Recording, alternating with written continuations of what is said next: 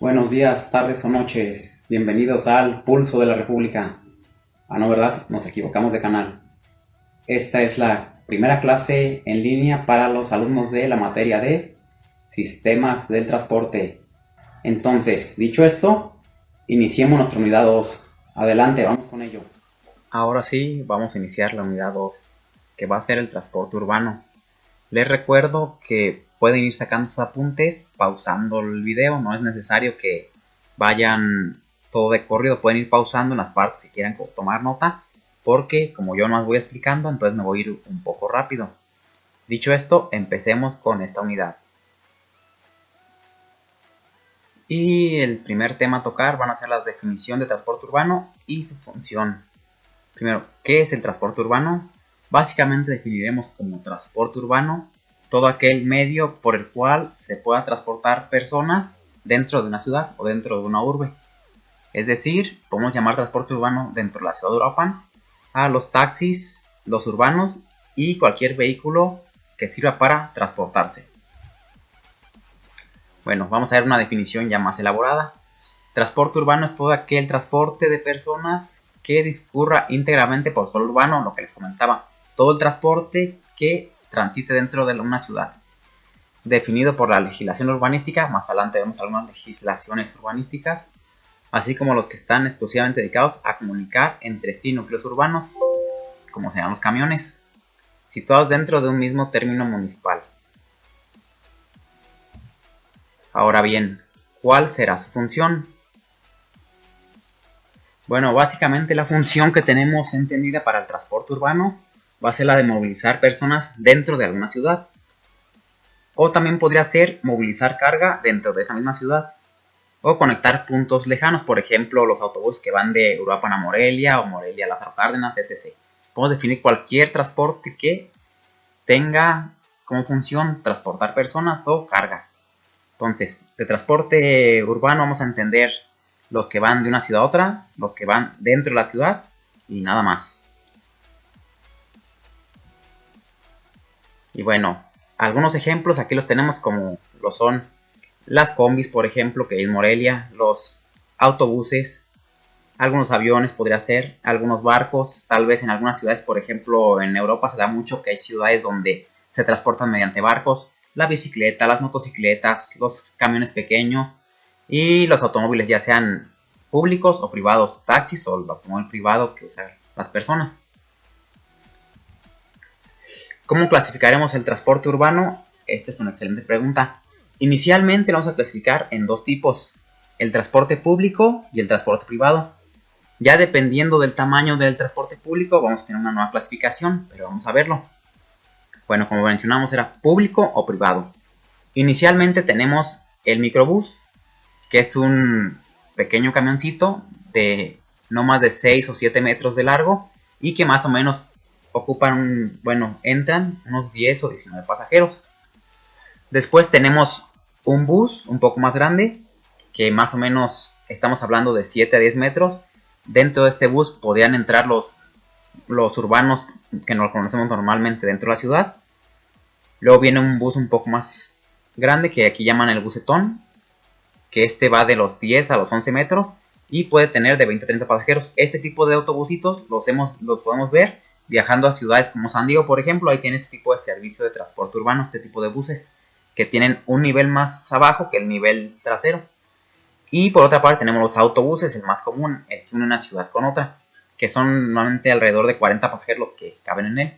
Y los autobuses articulados, dentro de los autobuses articulados podemos tener el Metrobús, por ejemplo, o algún otro autobús articulado como el de Acapulco, el de León, etc. En varias ciudades hay de este tipo de autobuses. En Europa no contamos como uno como tal, pero hay algunas opciones. En Morelia tampoco ha llegado todavía, pero está planeado más adelante hacer un Metrobús. Bueno, aquí vamos a ver algunos tipos de vehículos que podemos encontrar, que ya los estaban mencionando anteriormente. Los ferries, que básicamente van a ser los barcos que ya veamos en la parte del transporte marítimo, que serían para transportar tanto personas como en algunos casos otro tipo de transporte. Las góndolas, que también nos sirven para movernos, las lanchas, los urbanos, que básicamente son los que ya conocemos aquí en la ciudad, un autobús urbano que básicamente va ligado con los urbanos, o sea, básicamente estamos hablando de lo mismo. Los taxis, que también ya no hay mucho que explicar de ellos. El automóvil privado, que también es el que usa una persona común y corriente.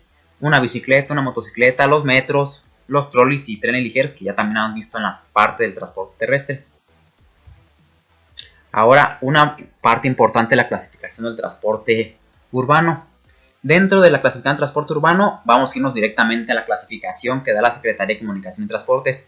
La Secretaría de Comunicación y Transportes define la clasificación de transporte conforme a la norma AASHTO. ¿Qué es la norma AASHTO? Es una norma hecha en Estados Unidos que nos clasifica los vehículos dependiendo de su número de ejes y su tamaño.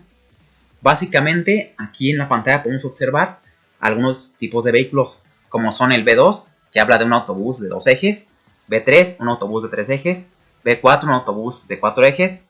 Abajo tenemos un C2, que es un camión de 2 ejes, C3, camión de 3 ejes, C4, que es el de 4 ejes. Luego el C2, R2, que es un camión de 2 ejes, con un remolque de 2 ejes. Después, creo que no aparece por aquí, pero también tenemos los vehículos que son trailers, pero bueno, vamos a ver si ahorita más adelante aparece. Y como les decía, los ejes equivalentes van a ser cada uno de los ejes que tienen los vehículos, y su valor o su peso normado por la AASHTO es de 8.2 toneladas. Aquí en la tabla derecha, que vemos la que dice tabla A2, podemos ver los pesos que normalmente manejan cada uno de los vehículos con respecto a su eje. El eje común y corriente va a ser el primero, que es el eje sencillo.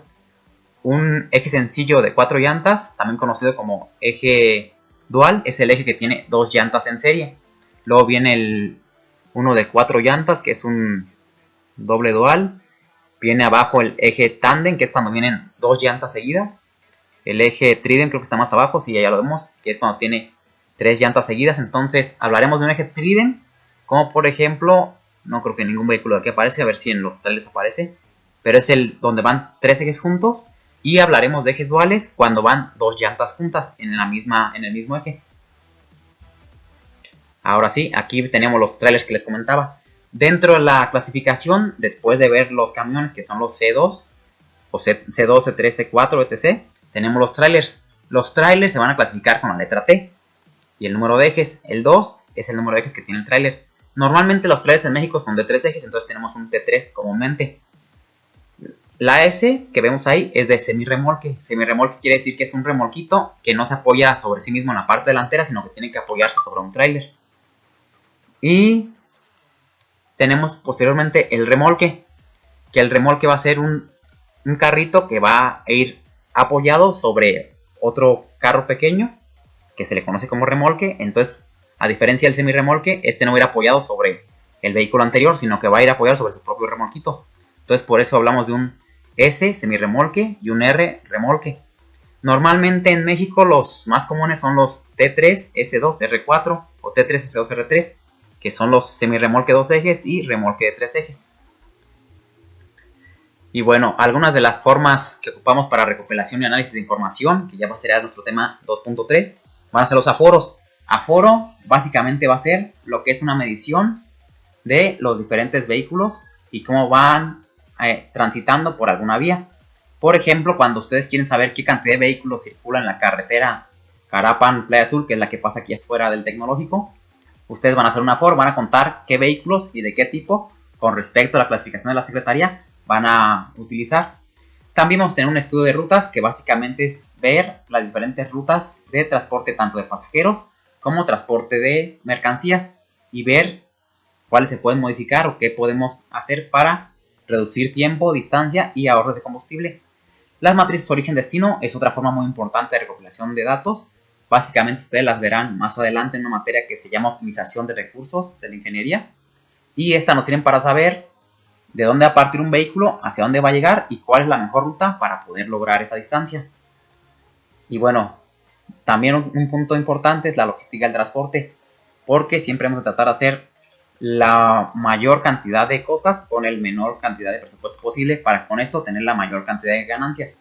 Entonces, dentro de nuestro análisis de información vamos a encontrar los aforos, los estudios de rutas de tránsito, las matrices origen-destino y la logística del transporte. ¿Ok? Hasta ahí todo bien.